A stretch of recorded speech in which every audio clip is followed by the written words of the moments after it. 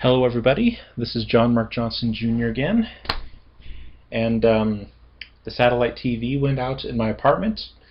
The internet does not seem to have gone out, and so I decided that I would go ahead and do another chapter of Sword. This is the second chapter of Sword, particularly, so let's take a look at what we're going to be looking at today. The second chapter, the titles of the sections unfortunately are not the greatest titles in the world, but the chapter title itself is The Transmission of the Canon, Part 1, the Pre-Christian Period. So what we're basically going to be looking at is where the pre-Christian scriptures, basically the Old Testament, comes from. I split it into three main sections, and like I said, unfortunately the titles are not all that great, so just bear with me on this one. But the first section is the Generation and Modernization period. That is when the Old Testament scripture was made and maintained, essentially.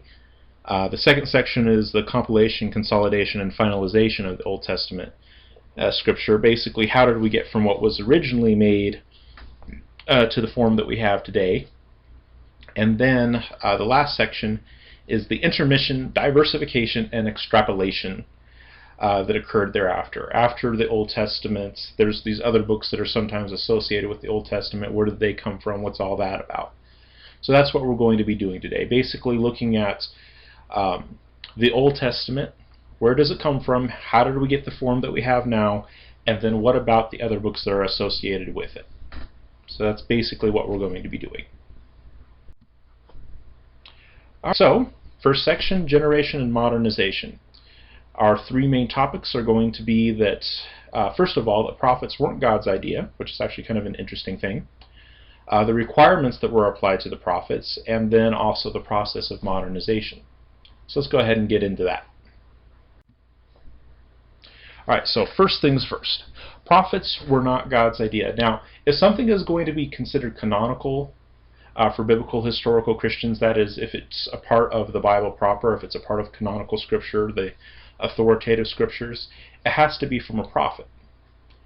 What is interesting, though, is that even though that's where our scripture comes from, it wasn't something that God simply did out of the blue and said, okay, here's some prophets for the people. Instead, it was actually kind of an interesting thing. The need for prophets were actually revealed during Moses' lifetime. Moses is usually considered the first prophet.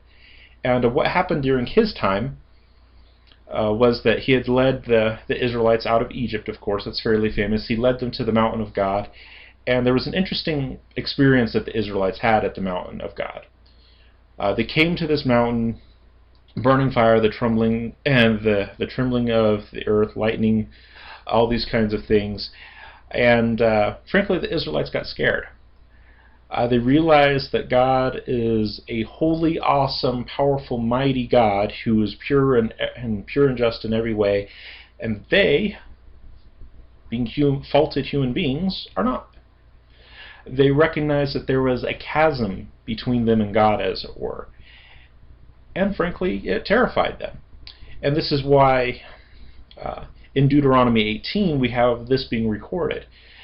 In Deuteronomy 18 verses 15 through 16 it says this: "The Lord your God will raise up for you a prophet like me from among you, from your fellow Israelites. You must listen to him. This accords with what happened at Horeb in the day of the assembly.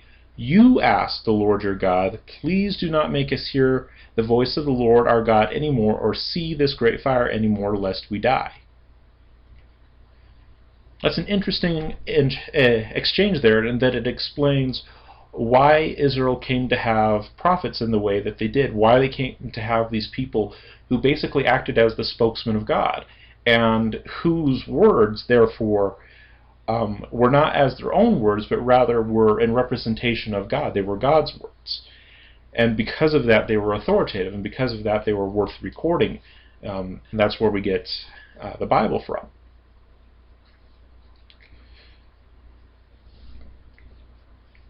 So this is where it happens, but what you'll notice here is that this isn't something that God did out of the blue. Instead, it is something that God allowed in response to what the Israelites were realizing. That is, the Israelites were the ones who said, "Please do not make us hear the voice of the Lord our God anymore, or see this great fire, lest we die." The Israelites understood that as things were, it was not good for them to come into the direct presence of God. They recognized that there was a separation there, and they asked for an intermediary. And that's what that's who the prophets were. They were intermediaries. Now, as a side note, you will notice passages that come before Deuteronomy, of course, that do talk about prophets. For example, Genesis 27 talks about Abraham as being a prophet. And unfortunately, that is more of an idiosyncrasy of translation than it is actually a matter of the text itself. The word that's used there, that's usually translated as prophets, especially in this sense, is navi, with nabi, depending on how you want to translate it, or more specifically transliterate it. And it's a word that has a lot of different meanings. Like pretty much any word in any language will have multiple meanings. For example, in English, even the word English itself has multiple meanings. It can refer to the language, but it can also refer to the people who speak that language. If you say that my mother is English, you're not saying that she is a language. You're saying that she is someone who speaks English, and in particular, someone who comes from the land of England. They're related meanings, but they're still not the same. There's distinction. And this is the same thing that's happening in Genesis 27. The word that's translated as prophet can mean spokesman, but it can also refer to any intermediary, anyone who acts as a go-between, anyone who acts as an intercessor. And when you look at the context in Genesis 20, you'll see that God is having Abraham act as an intermediary for Abimelech, for having him pray on Abimelech's behalf. Now, God himself actually directly speaks to Abimelech, and so Abraham isn't acting as a spokesman of God, like Moses was acting as a spokesman, and like Isaiah was acting like a spokesman, and the people who come later. Instead, Abraham was acting as an intermediary, as an intercessor, and it's in that sense that the word is being used. The fact that it gets translated as prophet, like I said, that's more of just an idiosyncrasy of translation, because it's the same word, we translate it the same way, even though its meaning in that context is slightly different. Okay. So, no, Abraham was not a prophet in the sense of acting as an authoritative spokesman for the Israeli nation by which Scripture would be generated. That is definitely true of Moses, and it's true of prophets that would follow, but that's not the case with Abraham. Abraham was a prophet only in the sense that he was acting as an intermediary, an intercessor on Abimelech's behalf. Not quite the same thing there. This is one of those cases where you have to be very careful in exegeting the Bible, because words not only have meanings, but they often have more than one meaning, and you have to be aware of your context in determining which meaning is appropriate and which ones aren't. Alright, but the main point here is that prophets weren't necessarily God's idea per se. Not that he didn't know that it was going to happen, he didn't have a plan and a purpose for this, but that it is something that God revealed the need for, such that the people asked for it. People came to the mountain of God and were terrified by the holy awesomeness of God, and the people asked for these prophets. That is, God revealed to them their state, and their response to it was to ask for an intermediary, a go-between, and specifically a spokesman who could speak authoritatively for God. Now, there is one issue, though.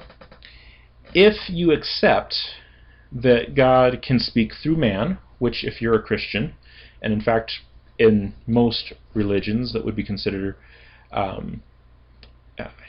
Judeo-Hebrew in origin, you would have to accept that God can speak through people. But there's always that question of, how do you know that the person who is claiming to speak from God is actually reliably speaking from God? How do you know they're not just trying to pull the wool over your eyes? Well, Scripture does address that issue, and it's particularly Moses who gives us a set of criteria by which the Israelites would be able to evaluate all prophets in the future. That is, if you're willing to accept that Moses is a valid prophet, then people who come later would have to have that same criteria that he did. And so in a lot of ways, the whole idea of prophecy really begins with Moses in a lot of respects. Either you accept Moses as a prophet or you don't, at least to a certain extent. And by that, you have a basis for evaluating all prophets who come later.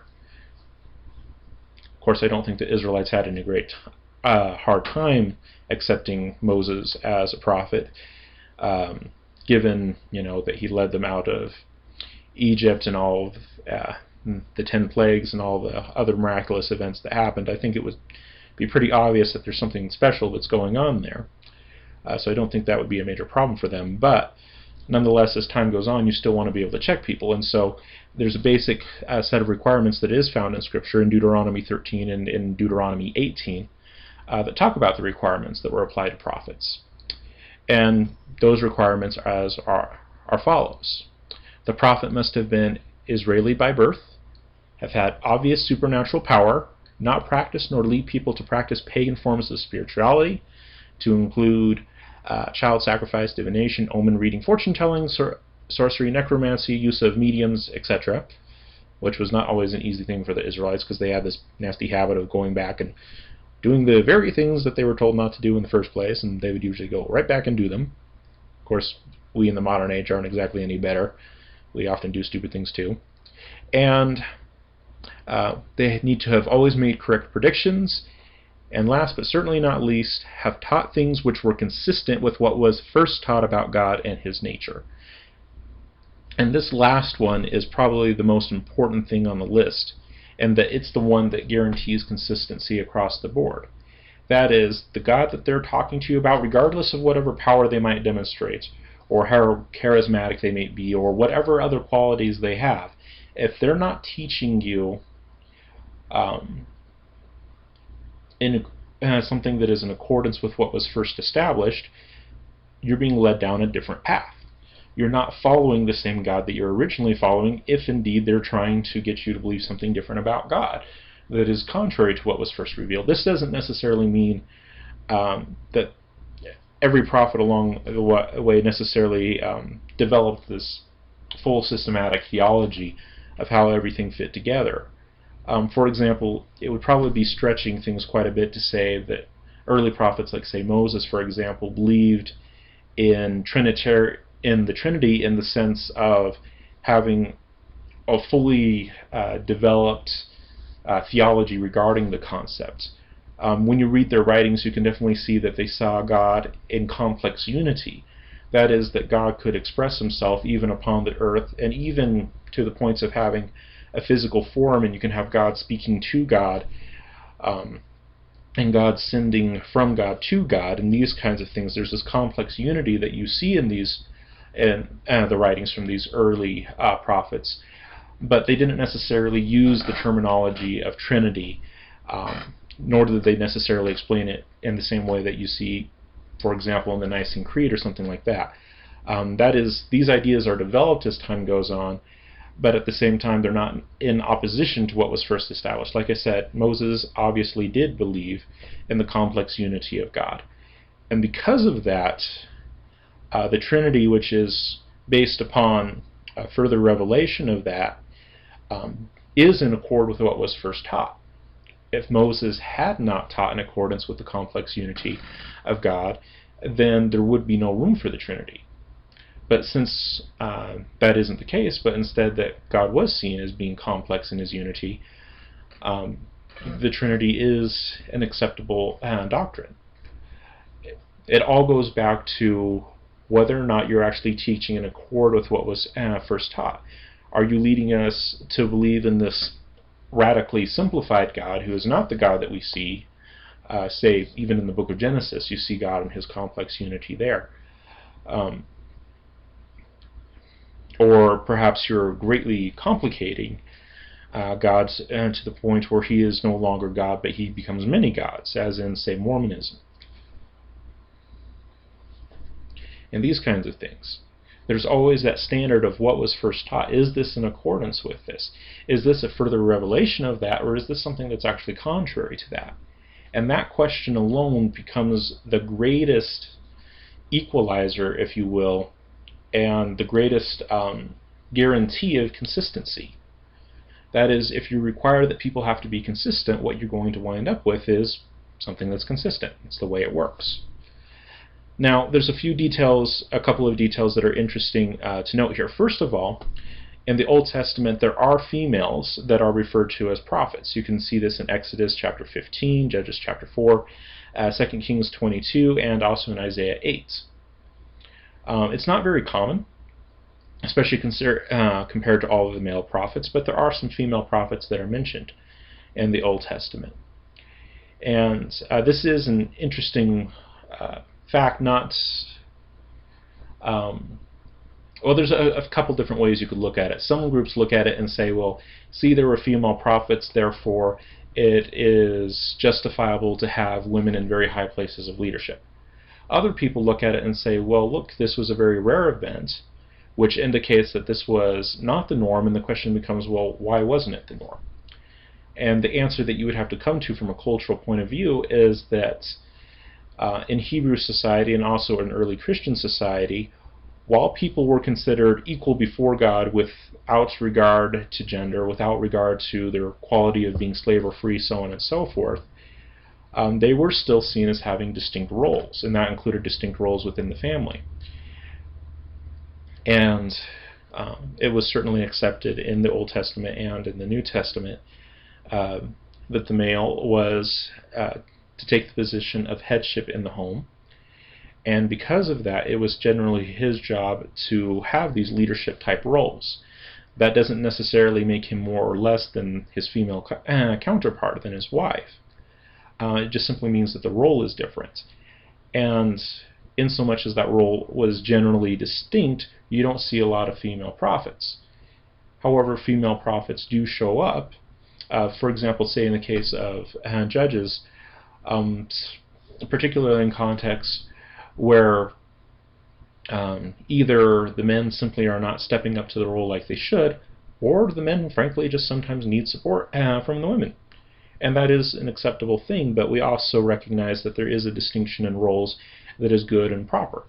And so while it is allowable to have women in places of leadership, it is not necessarily to be the expected norm either. And that's just because of the distinction that normally occurs within the roles, within the home. Another thing that's worth pointing out here is that this whole issue of prophets started with the people, the Israelites, looking on the mountain of God and saying, we need someone between him and us. We need an intermediary. And Moses gave them requirements for having intermediaries, but what's interesting is he put it in the singular. He says, God will raise up for you a prophet. Now we know that many prophets followed that were accepted in all of this, but there is still this implication that there is going to be someone who's going to fulfill this role. That is, the need that you guys see, that need for having an intermediary, someone is going to come along who's going to fulfill that role perfectly. There are going to be people who are acting as spokesmen of God, hereafter. But there is one person that this is going to culminate with. And that person that it culminates with is Jesus. Jesus is the final prophet. And you look through the list of requirements here and you see that Jesus meets every single one of them. That is, Jesus was Israeli by birth. He had obvious supernatural power. He did not practice nor lead people to practice pagan forms of spirituality. His predictions were correct.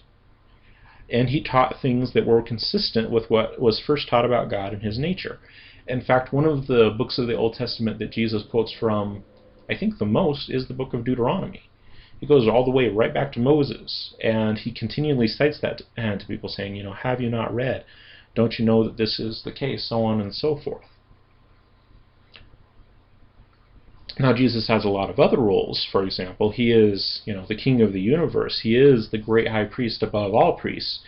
And he is, of course, a person of the Godhead. And all of these things, and we don't want to diminish those, of course. But as it relates to Scripture, there's a reason why the Bible ends with the revelation of Christ, why it ends with the New Testament. And that is because Jesus is the last prophet. This is the reason why Christians do not accept Scripture past the New Testament, and that is simply because there is no longer a need for spokesmen after the revelation of Christ. That initial need of having someone to act as an intermediary and a spokesman is fulfilled in Christ, and because of that, it ends with Christ. And that's why we have a finite canon. There was an initial need that was revealed, and that need that was revealed was fulfilled in Christ, and therefore it ends.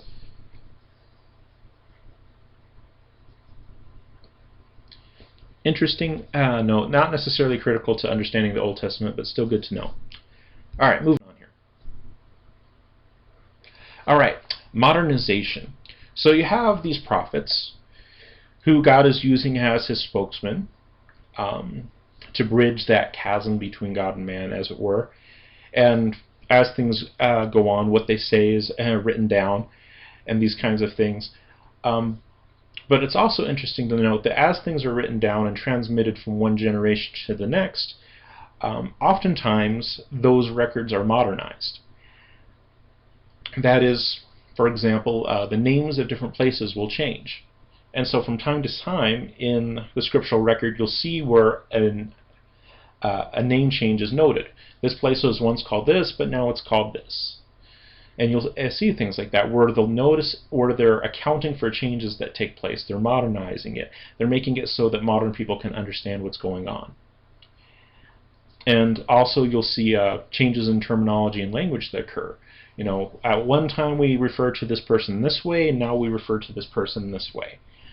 There are these accounts for changes in language, changes in names of things, and so on and so forth, that happens in the Old Testament writings, and frankly this is a good thing.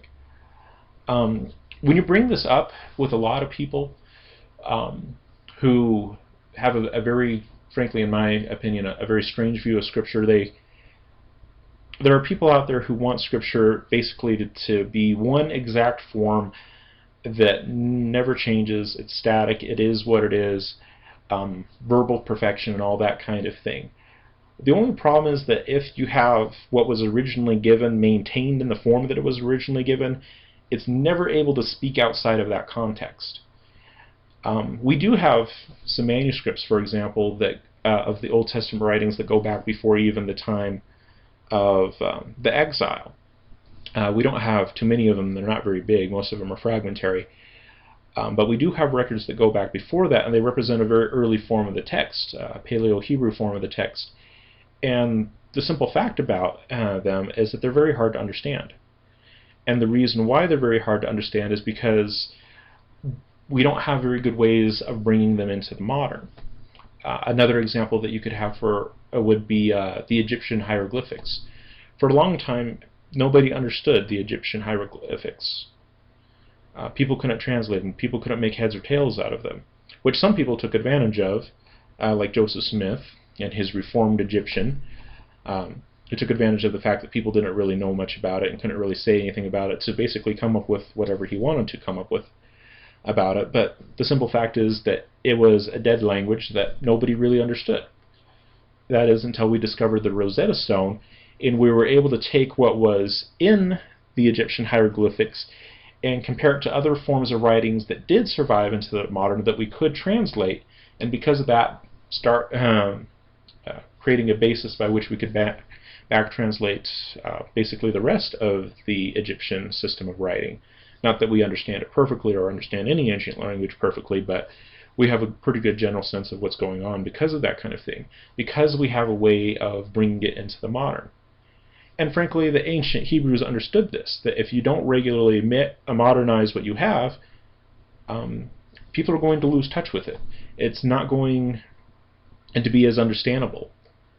And the consequence of modernization is that it is indeed relevant, and it's also something that can be checked in a great many ways. For example, most of the places in the Old Testament, at least a lot of the major places that are mentioned in the Old Testament repeatedly, we can actually still find in the archaeological record Part of that is just simply because the Old Testament talks about a real geography, unlike, say, the Book of Mormon, whose geography you can't really figure out, can't really locate it in time and space, but also because people modernized the language. It was at one time called this, now it's called this. They keep using the modern word then on. It allows you to figure out what's going on.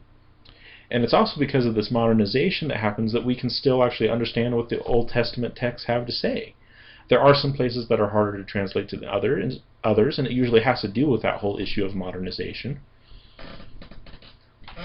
But the point is that when a text is modernized, that is a good thing. And the Hebrews understood that that was a good thing, and that's why they did it. They made sure that the modern audience was going to be able to understand what was in the text, which is the same reason for why biblical historical Christians have modern translations of Scripture today. Is because we understand that if you get too far removed from the source, it's not going to make as much sense. People are going to be apt to understand it, so on and so forth. Modernization is a good thing. And it happened with the Old Testament just as it continues to happen today. Alright, second section. Compilation, Consolidation, and Finalization. Yeah, these titles for these sections suck, but just put up with it, please. In this section, we're going to be talking about the non-extant Old Testament works. We're going to be talking about the textbook analogy. And we're also going to be talking about the final prophets and princes. Alright, so let's first talk about the non-extant Old Testament works. So, kind of to backtrack just a little bit here, we've had the prophets that God gave to the people as spokesmen in recognition of the fact that there was a divide, a chasm between God and man. They're writing their stuff, it's being modernized. But what's interesting is when you look through their writings, you'll notice a lot of other writings that we don't have in the Old Testament anymore.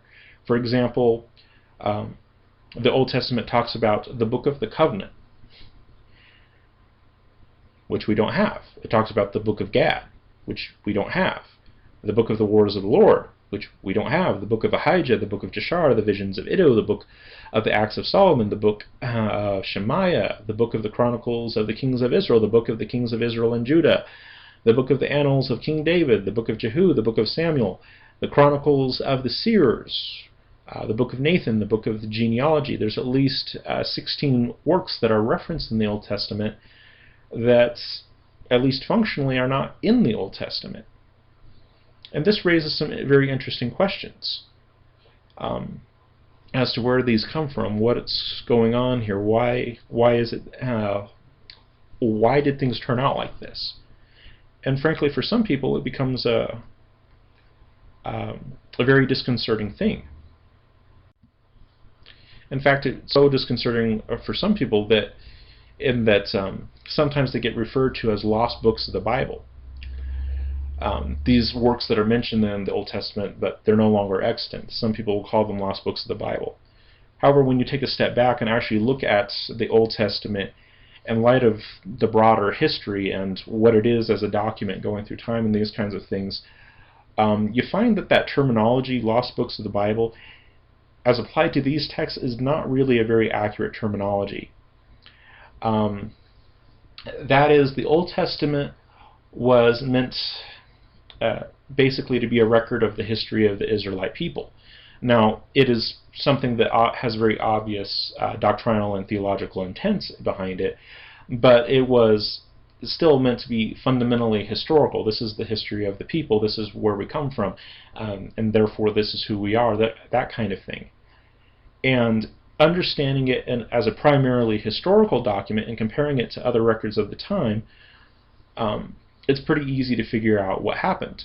That is, just as pretty much any other history from the time period and from that area, the Old Testament underwent a process of compilation and consolidation, just like all of the other records did. That is, you have all of these different prophets who are writing at different times and places, and their works are being maintained and recorded through history and modernized as necessary. And eventually it gets to the points where you have a lot of material to work with. And frankly, it becomes very cumbersome at that point. And depending on the historical record that you look at, some historical records will put it somewhere as few as 200 separate works up to like 900 separate works that you get by this time, that all are a part of this broader record of revelation. And of course that's really unwieldy. But given that these documents were primarily historical, they did what everybody does when it comes to large volumes of history that you want to teach to people in a relatively timely manner, and that is you make a textbook. A textbook, and particularly a history textbook, does not include a full transcript of every source document that relates to the germane history in it. That's not the way that textbooks work. Instead, what textbooks are basically a condensed version of a much broader range of material. And that's exactly what the Old Testament is. It is a finite set of books that is based on a much larger amount of material. And from time to time, those source materials that were used to compose the Old Testament as we have it now are sometimes referenced, like the book of Shemaiah. That is, if you want the rest of the details, here's the source you can look at. The book of the Covenant, so on and so forth. It's basically citing its sources. Just like a good modern textbook will have a bibliography at the end, it will say, okay, if you want to know where all this comes from, here's all the stuff to look up. And this is why that analogy of lost books of the Bible is not very good. That is, if you're going to look at a textbook and look at its bibliography, your automatic conclusion wouldn't be, oh, look at all the chapters that the textbook is missing. You wouldn't look at the bibliography and assume that a textbook has missing chapters because it's talking about things that are not in the textbook itself. In fact, that's what you'd expect. This textbook had to come from somewhere if it's going to be valid at all. And the same thing occurs with the Old Testament. The records that we have now were based on essentially primary sources that actually did come from the prophets, one way, shape, or form. But they were compiled and consolidated down, a good many of them. There are some of them that are basically directly from the prophets, and especially the latter prophets. But there are some of them that are compiled in condensed forms, like the book of Joshua, 1st and 2nd Samuel, 1st and 2nd Kings. A lot of the books of the Israeli history are like this. They're compiled in consolidated forms. And because of that, you occasionally get references to the material that spawned them. And that's where all of these non-extant works come from. They're not lost books of the Bible, instead they're the source books of the Bible. And that's just the way the ancient records were maintained and transmitted through history. It's a very practical way of doing things, and it's a method that is still used today. We still use textbooks today because it's a very practical way of doing things. Having students learn their history by going through every source document would be extremely painful. Instead, we use textbooks. They're simple, they're practical, they get the job done. They're a means of conveying the key historical information and also commenting on that historical information in a way that is culturally relevant. And that's exactly what the Old Testament is. That really weirds a lot of people out when they figure out that not all of the source documents are there, but they are still represented in so much as you have the textbook that was made from them. And that's what the Old Testament was meant to be, but it still weirds people out to hear that kind of thing, and I'm sorry, but I can't change the facts. That's just how history works. And frankly, if the period of New Testament canonization had been longer than it was, we probably would have wound up with that in the New Testament, and to a certain extent we did wind up with things that were compiled and condensed down to save space and time and those kinds of things in the New Testament. Not very much, not nearly as much as you have in the Old Testament. But to a certain extent it does happen, the most famous case in the New Testament being with 2 Corinthians. Most commentators who look at 2 Corinthians in a detailed manner will say that 2 Corinthians is actually made up of at least 2 letters. Some people propose more, but a lot of people are in agreement, and I would be in agreement with it as well, that it's at least made of 2 other letters that were joined together to make transmission of them easier. That is, if you group them together, you can transmit them together, so on and so forth. It's just a practical way of doing things. It doesn't mean that you've lost anything that's essential, it just means it's in a different form than it once was. And granted, if you're a verbal perfectionist, yeah, this definitely throws some kinks into your worldview, but at the same time, this is just par for the course as far as history is concerned. This is the way you do things historically.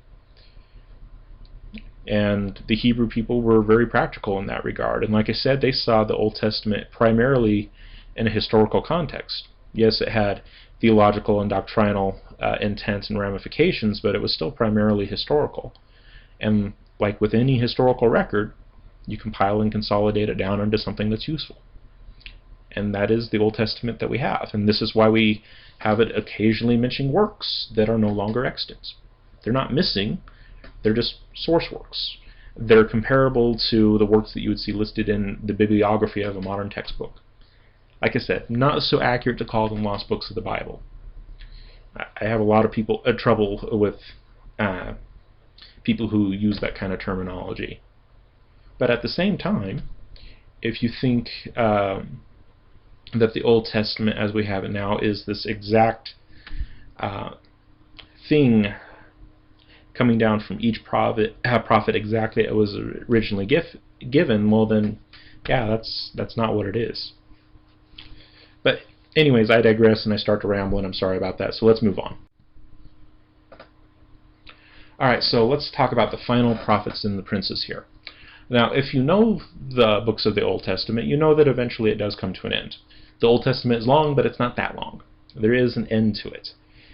And in particular, it comes to an end during the time of the prophets Haggai, Zechariah, and Malachi, and it also comes to an end under the princes or later leaders like Zerubbabel, Ezra, and Nehemiah. And this is, you could look at it in a theological and a doctrinal sense, in that it was predicted in the Old Testament that the time of the prophets would come to an end. And in so much as there was going to be a final prophet who would fulfill the original reason for having prophets, it of course had to come to an end.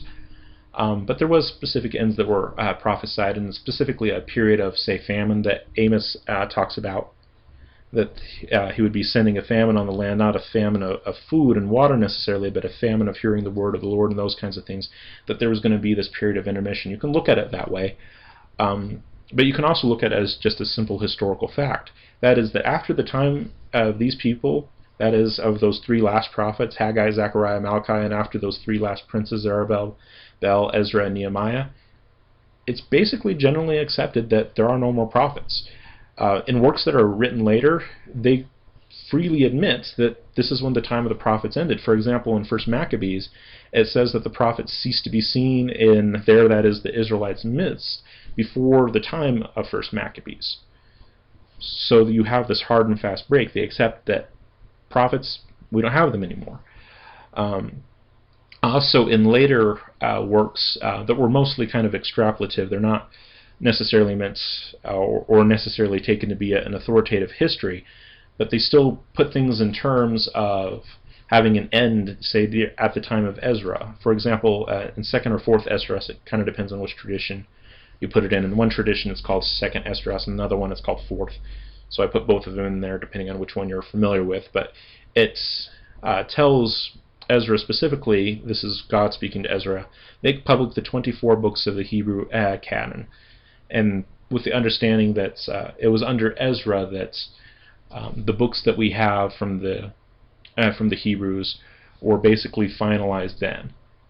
And this is where we come to the points where we know that it's these books and nothing else. This is where the manufacture, the generation of the books comes to an end, and it's put into roughly the same form that we have now. Not exactly, and that there's still going to be issues of modernization that have to be taken care of, and contextualization and culture and these kinds of things, and those kinds of adjustments that are going to be made. But as far as the essential books that we have and what the basic contents are, most of the historical records, pretty much all of the historical records that are early on, indicate that this is something that happened before the time of the Maccabees, that did in fact take place around the time of Ezra. Now, like I said, not all of those records are all that authoritative and not all that precise. 2nd, 4th Esdras is a later creation and probably quite fictitious in a great many places, but it does represent the understanding of the people at the time. The people at the time understood that it ended with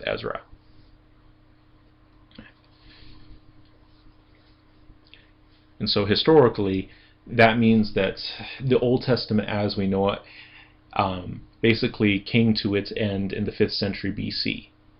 Now, of course, there's still modernization that's going to happen. There's still adjustments that are going to be made. Different groups are going to wind up accepting different sets of books and this kind of thing.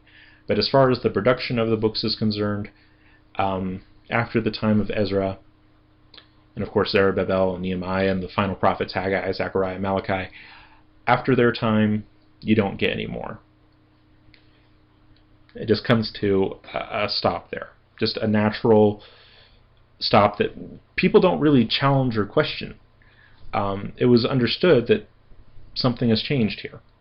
That time of famine that was predicted in Amos actually came to pass. That there was building this moment of finality, that we were coming into the age of the final prophet.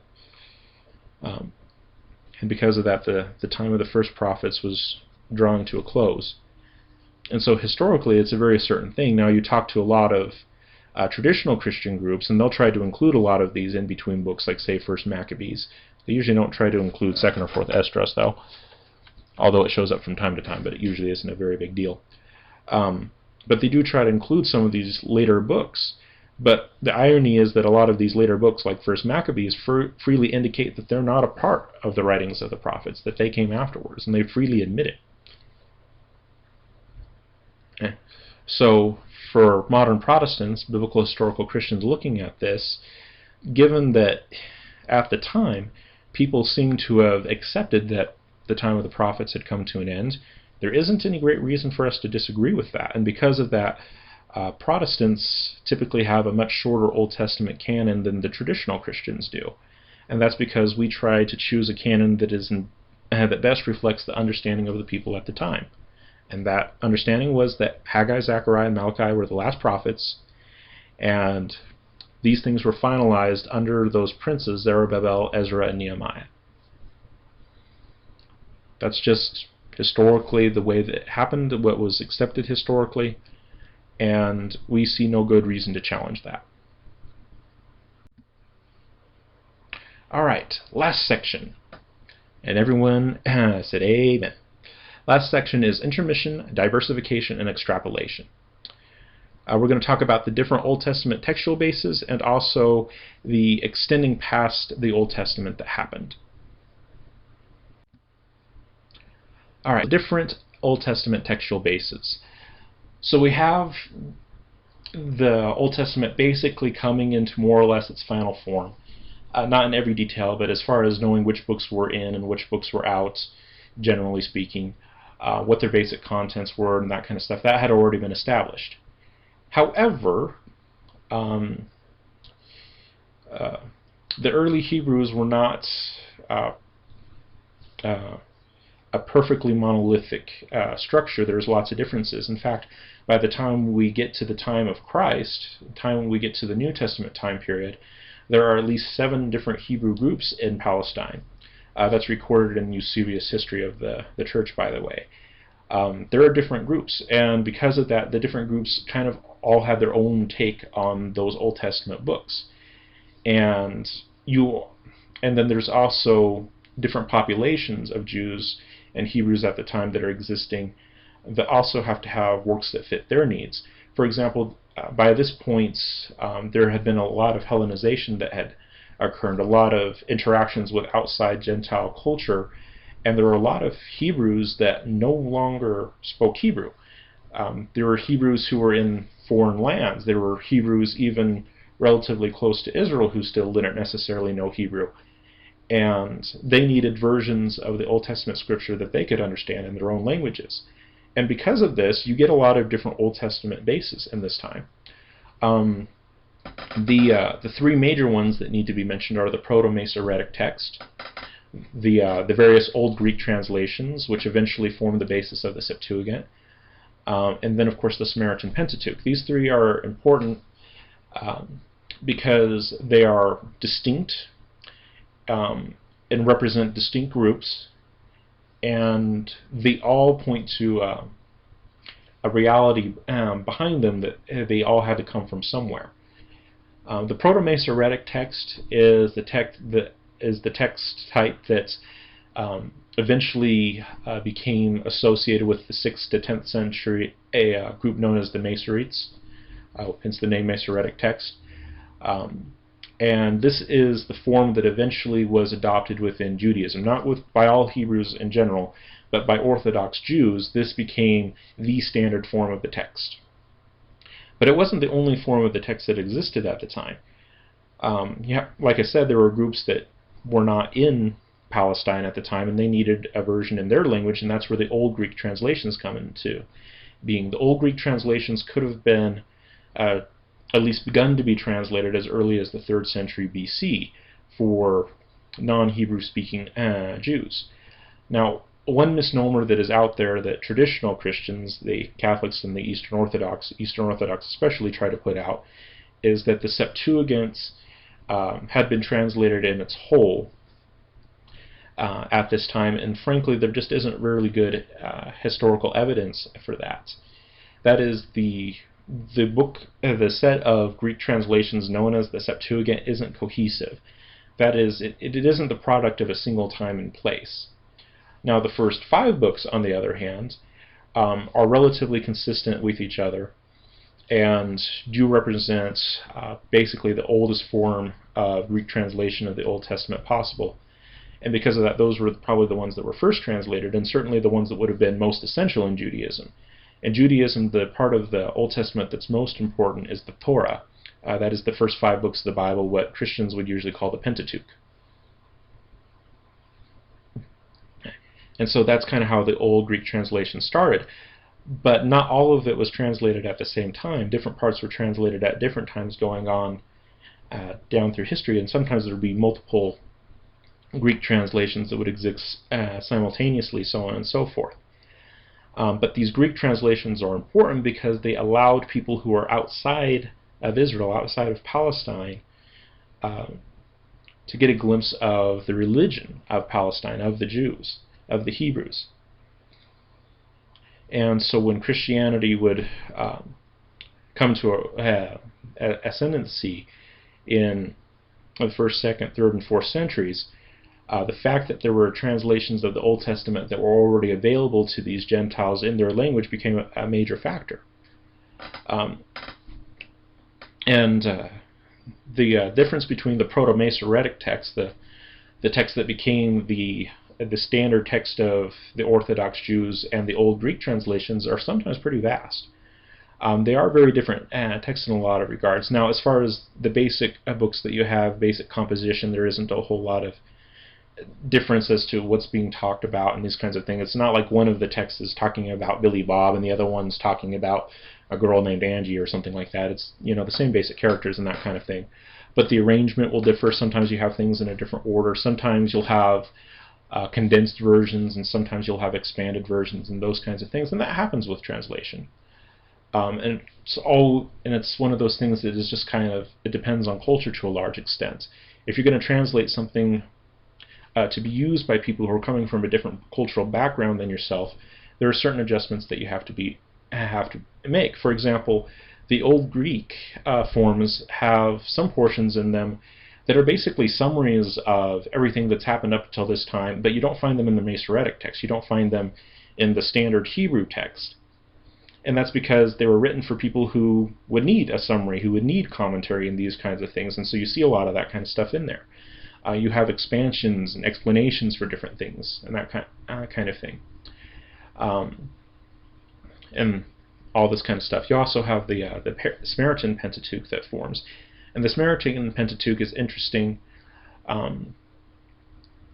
because it is kind of an idiosyncratic thing. It was made specifically for the Samaritans, and it represents kind of another view on things, as it were. And what's interesting is that early on, all of these different forms, even though they were different and sometimes very different, they weren't necessarily seen as being antithetical to each other. And there were some groups like the Essenes who actually used multiple text bases. You can look through the Dead Sea Scrolls, for example, which are usually attributed to the Essenes, not necessarily directly, but they were collected by the Essenes. And you can actually see bits and parts of all of these major things there. About 60% of the text of the Dead Sea Scrolls are Proto-Masoretic. They're like the standard text that would eventually develop. but there's also like 5% of them that actually are match up with the Septuagint type texts. And then there's also forms that are somewhat similar to the Samaritan Pentateuch and that kind of thing. And generally people didn't really get too upset about it.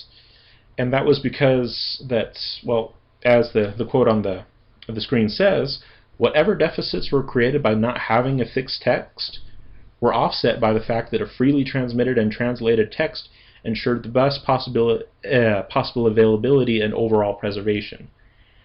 That is, the early Hebrews accepted that it was good to have multiple views of a thing. That is, there's a reason why the Hebrews not only have the first 4 books of Moses, but they also have Deuteronomy, which literally means second law. It's basically a summary of the law of Moses. It's another view of the law of Moses. And so by studying the first 4 books and that 5th book together, you can do some comparison and contrast and get an understanding of the historical reality that generated this set of material. There's a reason why we have both the reigns, that is 1st and 2nd Samuel, 1st and 2nd Kings, and we also have the supplements, 1st and 2nd Chronicles. Those 2 sets of works cover basically the same time period and the same people, but they're different views of it. They're different forms of it. And by looking at those different forms of it, you're able to get a more complete picture of what the history actually was. And that was the same thing that was applied to the different versions that were out there. Yes, there are different versions, but they still point to the same historical reality. And because of that, when you compare and contrast them, you're able to get a better idea of what the actual historical reality was. And so early on, the fact that there were these different forms wasn't seen as a bad thing, it was seen as a good thing. It allowed you to check things, it allowed you to investigate things, it allowed you to get a fuller understanding of things. And it's something that happens today. Like I said before, the Old Testament as we have it now, in a lot of ways, can be compared to a textbook. And everyone knows that for a given subject, you usually have multiple textbooks that are out there. And that doesn't mean that they're necessarily talking about a different subject. You know, a calculus textbook is still a calculus textbook. A history textbook that talks about, say, the American Revolution is still a history textbook that talks about the American Revolution, so on and so forth.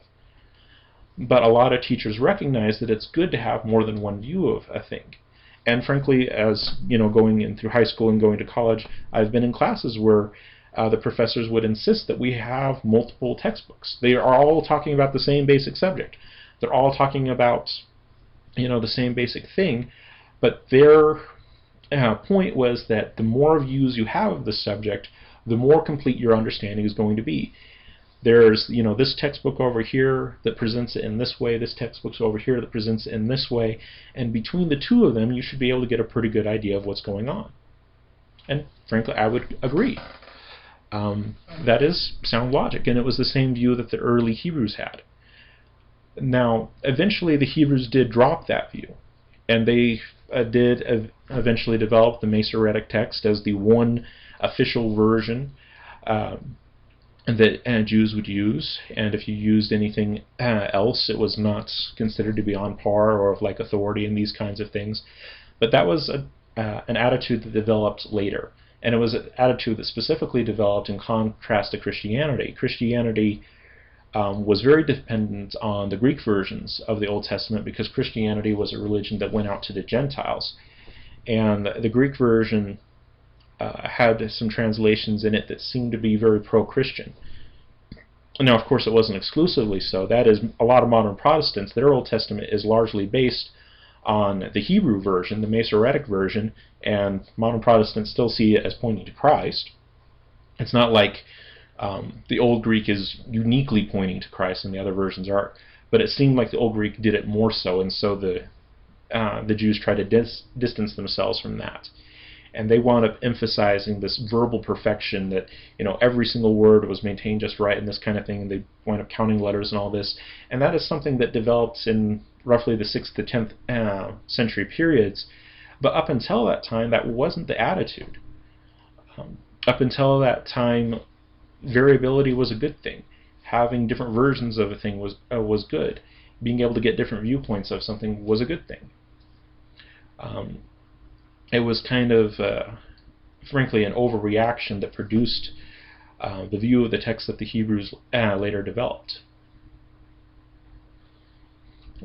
But early on, it was okay to have multiple versions and them to be different. The early Hebrews didn't believe in verbal perfection. They accepted differences and were okay with differences. And the same thing applied in early Christianity. Jesus, for example, in the book of Luke, at one time, in one place he'll quote from the Proto-Masoretic text, and in other places he'll quote from texts that are essentially, if not exactly identical to the Septuagint. Does this mean that Jesus was necessarily schizophrenic about it? No. What it means is that Jesus accepted the paradigm of the day, which allowed for multiple versions of the text to exist, and for them all to be considered the Word of God. Unfortunately, there are Protestants today who, frankly, don't know all of this history, and they go so far as to say that there's just one correct version of the text. A lot of them usually pick the King James, and pick that as their final authority, and the rest of history just gets left out. The fact that the early Hebrews and the early Christians didn't see the text that way, that they liked having different versions, that they liked being able to compare and contrast, they completely ignore, or they're just unaware of it. And you wind up with views that just simply are not in keeping with historical Christianity when it comes down to it, with the actual history of the text that we have. But I ramble and I digress, so let's go ahead and move on from there. Alright, so finally, let's talk about what happened after the Old Testament. Now, we've already talked about the diversification that happened, that you get different versions of the text, and those different versions are not necessarily seen as a bad thing. But people, in addition to having different versions of those standard books, also start creating other books. For example, there are some places in the Old Testament that are a little bit vague about what is being talked about, and there's lots of speculation that happens. For example, I think it's Genesis chapter 6 that talks about the sons of God who went into the daughters of men and all this kinds of thing, and these kinds of things, and it doesn't really talk about it a whole lot in the text of Genesis, not very much at all. And it's one of those things where people look at it and they say, I want to know the rest of the story, I want to know all the details. But the Bible doesn't provide it. And so what people would do is they would come up with details themselves. And so there were there were actually quite a few books that were written to supply these missing details, to talk about things that the canonical texts, the texts that actually were derived from the prophets by compilation, consolidation, but the ones that were derived from the prophets didn't really go into a whole lot of detail about. And so you get books like the Jubilees, you get books like the books of Enoch, and there's actually like 4 different books of Enoch. You get Baruch and the different versions of Baruch. You get 2nd and 4th Esdras, which talks about some of these things. You get the false books of Jashar. There was an original book of Jashar, or at least to one extent or another, but the books that we have now that are called the books of Jashar are not actually authentic. They were created afterwards. I think there was one of them that was created in the 3rd century, another one as late as the 17th century, but none of them are actually authentic. You can actually buy some of them on Amazon, by the way, but they're not authentic, which makes them kind of useless from a historical point of view. Kind of interesting commentary, but still fairly useless. And so all these kinds of writings were being produced. A lot of extrapolation, a lot of people sitting back and wondering, what this was like, and kind of trying to fill in the details on their own. And then there's other works that were written at this time period that were, say, for example, primarily historical, recording what happened, after the time of the prophets, like 1st and 2nd Maccabees are largely historical. There were works that were very philosophical, like 4th Maccabees, for example, kind of develops a system of Hebrew thought to a certain extent. And then there are also books that were written to be instructive, like the Book of Sirach. And the Book of Sirach was specifically made for people who were outside of the Hebrew faith, who were coming into it, who needed instruction in it, because they didn't grow up in it. They didn't know all the ins and outs. And so the Book of Sirach was made kind of as a summary of Hebrew, of essentially what it meant to be Hebrew, one of the people of God and that kind of thing. And so you get all these kinds of works that are being made at this time. However, none of these later works are considered to be a part of the Old Testament canon, and for a number of reasons. First of all, these works were not actually derived from a prophetic source. A lot of them did not claim to be canonical in the first place. A lot of them actually either explicitly or implicitly denied that they were a part of the canon. For example, 1 Maccabees very clearly says that the time of the prophets had ended by the time of the events that you're talking about in 1 Maccabees. So if you're saying that the prophets ceased before this, that means that this isn't a part of what the prophets gave. And it's pretty specific about that, and there's lots of these works that are actually quite a bit like that. And then there's a lot of them that were just obvious forgeries. Not really hard to spot. And what's kind of interesting is a lot of these later works actually were basically a lot of times wrote in the name of much earlier prophets. For example, like Enoch, for example. Enoch is truly a stretch all the way back to the beginning.